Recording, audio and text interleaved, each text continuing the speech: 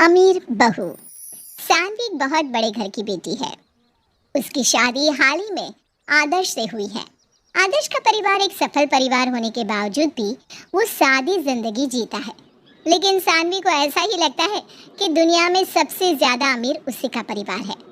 सानवी के अंदर बहुत घमंड है, इसलिए वो हमेशा अपने ससुराल वालों को छोटा समझती है। एक दिन सानवी की जेठानी पंखुड़ी ने उससे कहा, सानवी, सब लोग तुम्हारा इंतजार कर रहे हैं, चलो नाश्ता करने। भाभी प्लीज, आप मेरा नाश्ता कमरे में भिजवा दो, मैं किसी के साथ खाना नहीं खा सकती। अरे लेकिन सानवी, हम सब तो साथ मिलकर ही खाना खाते हैं और इससे प्यार बढ़ता है।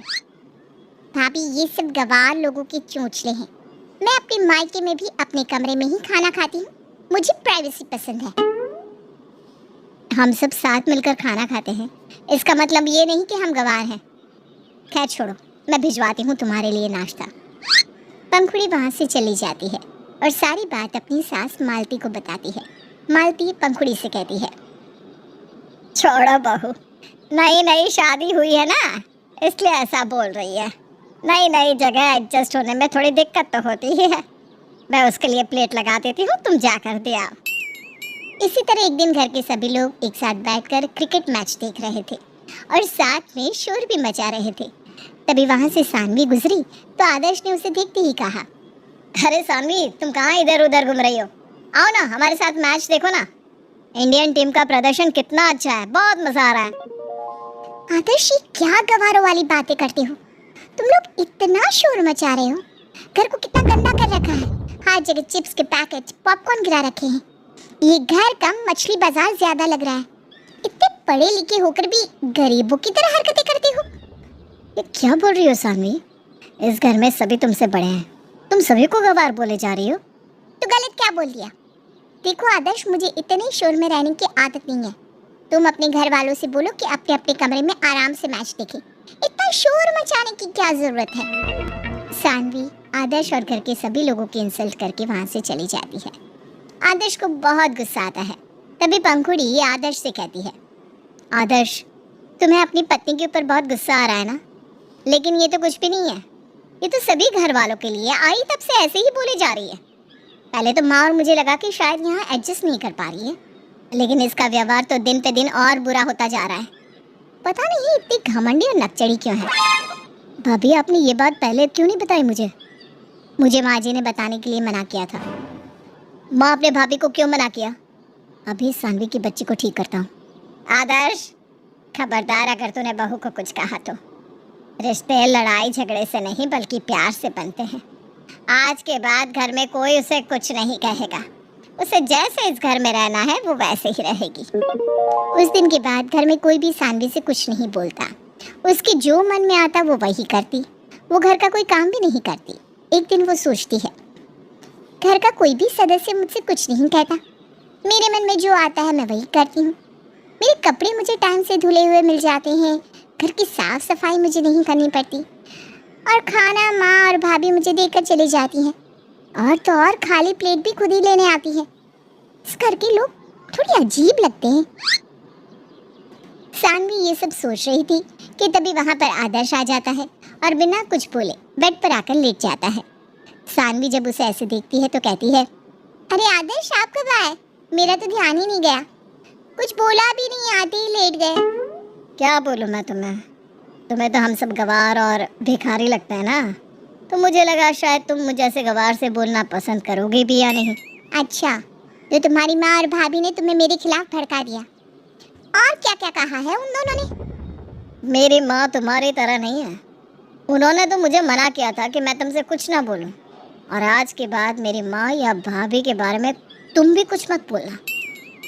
तुम अपनी माँ और भाभी का नाम सुनते ही इतने आग बबूला क्यों हो गए? ऐसा तो कुछ नहीं कहा मैंने। वो तुम्हारे बारे में या तुमसे कुछ नहीं बोलते ना, तो बेहतर होगा तुम भी उनके बारे में कुछ मत बोलो।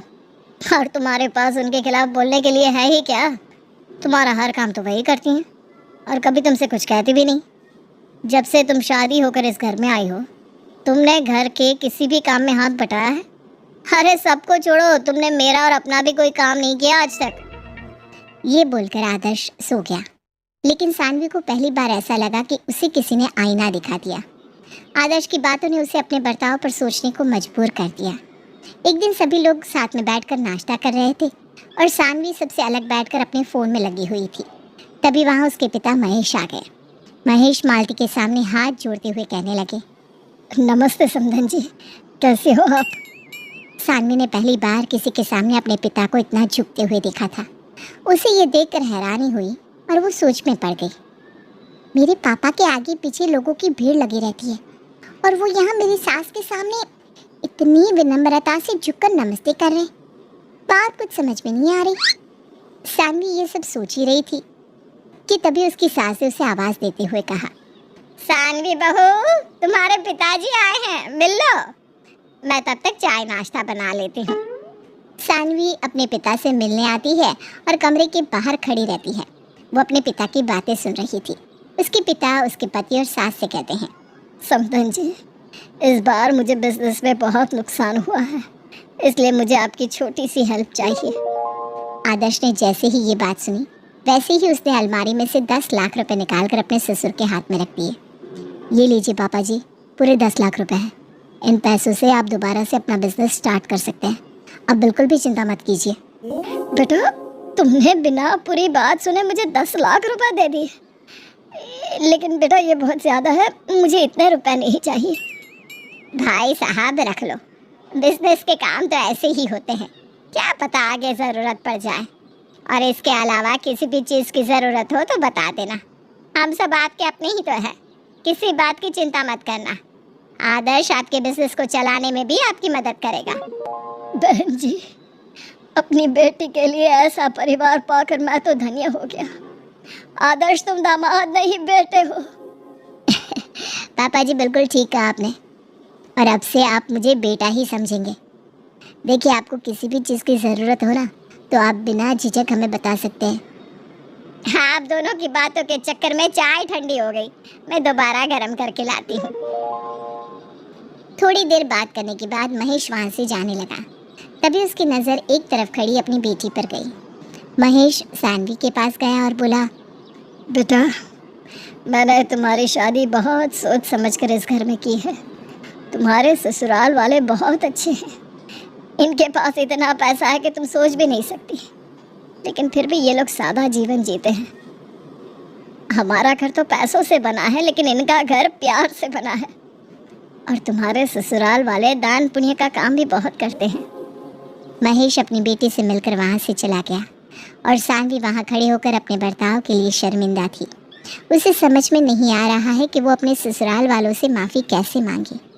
वो ये सब सोच ही रही थी, तभी उसकी सास उससे कहने लगी, अरे सानवी बहू, तुम इतनी देर से यहाँ क्यों खड़ी हो? तुमने नाश्ता नहीं किया है ना? तुम अपने कमरे में जाओ, मैं नाश्ता लेकर आती हूँ। माँ जी, वो मैं आज। हाँ हाँ बोलो बहू, क्या हुआ? माँ जी, मैं आप सबके साथ नाश्ता करूँगी। मालती ये सुनकर हैरान तो हो गई, लेकिन उसने खुश होकर कहा, हाँ हाँ क्यों नहीं बहू, आओ आओ। सानवी सबके साथ बैठकर नाश्ता करने लगी और साथ ही साथ कोशिश करने लगी कि वो सबके साथ घुल मिल जाए। मालती ने तो सानवी को अपने परिवार में खुले दिल से स्वीकार कर लिया है, लेकिन सानवी की कड़वी बातों ने आदर्श और पंखुड़ी के दिल में घर कर लिया है। पता नहीं सानवी अपने पति और जेठानी का दिल कभी जीत भी पाएगी या नहीं।